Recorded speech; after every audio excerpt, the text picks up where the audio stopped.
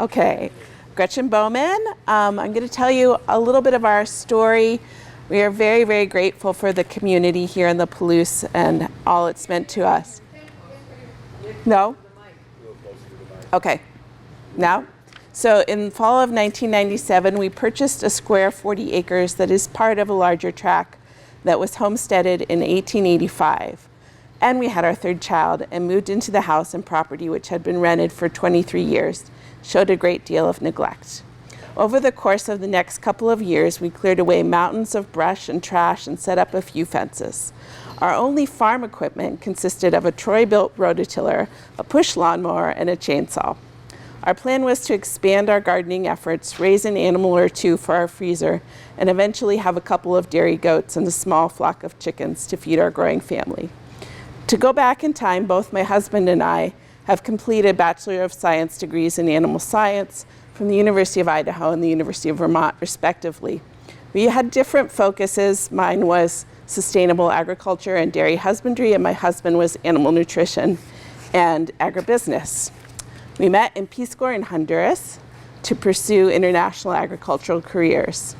We continue to work in international agricultural development and technical training. This work set the framework for our farming philosophy: appropriate technology, stewardship of the land and animals, and sustainability. In the summer of 1993, the two of us moved across the US to Moscow, moving home to Idaho for my husband, and for me, beginning a master's degree, a new adventure in studying agricultural and extension education, and having two children in 2 years, completing all of those. The children have always been an integral part of our farming operation. With this in mind, we all became active in forage, an excellent youth development program, through which our kids honed many skills and interacted with other families raising animals.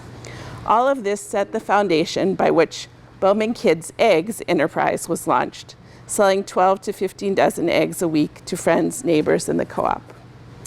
When our natural beef operation began in the fall of 1997, we agreed to a spontaneous offer to keep a pregnant Charolais cow and a 9-month heifer on a small grassy plot on the farm.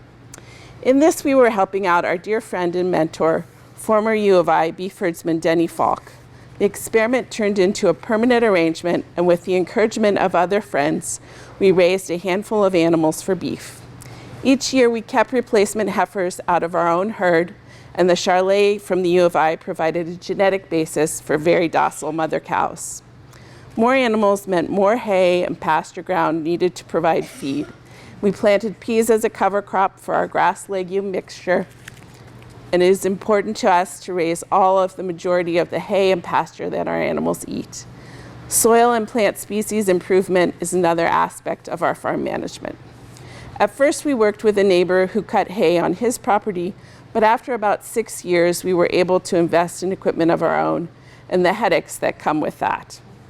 On the bright side, the smaller equipment that we began with facilitates our ability to collaborate with several neighbors whose land plots would be too small for agricultural production otherwise. Using the manure from the cattle to fertilize on the home place was something we attempted from the very beginning. In fact, at first, we fed the cattle on the ridge tops in the fall when the ground was still dry to increase nitrogen and organic matter on those clay knobs.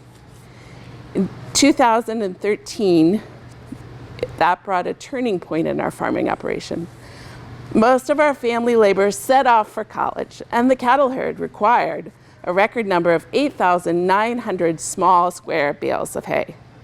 We knew that we needed to expand the operation, increasing mechanization, particularly related to putting up hay and feeding animals, or downsize dramatically, bow out of the niche market of direct-to-consumer natural beef. At this point, an opportunity presented itself in the form of the USDA cost-sharing program, EQIP. Chris Johnson, our neighbor, fellow 4-H leader, and USDA employee, encouraged us to consider this program. With this program, we were able to accelerate the expansion of our barns and the construction of a compost area, as well as fully develop a plan for a total nutrient management system. Additionally, we have been able to contract with other neighbors to use part of our herd to help rehabilitate former pasture ground. We have been blessed with an amazing group of landowners close by that share our vision to sustainably manage the land. Last, and definitely not least, our expansion would never be possible without the support of our meat processors, C&L Locker. We've developed a close working relationship with Sam and Lauren Hunt, owners of C&L, and they have made it possible to grow from a small-scale operation to a natural beef operation that now feeds approximately 120 families. Happy trails.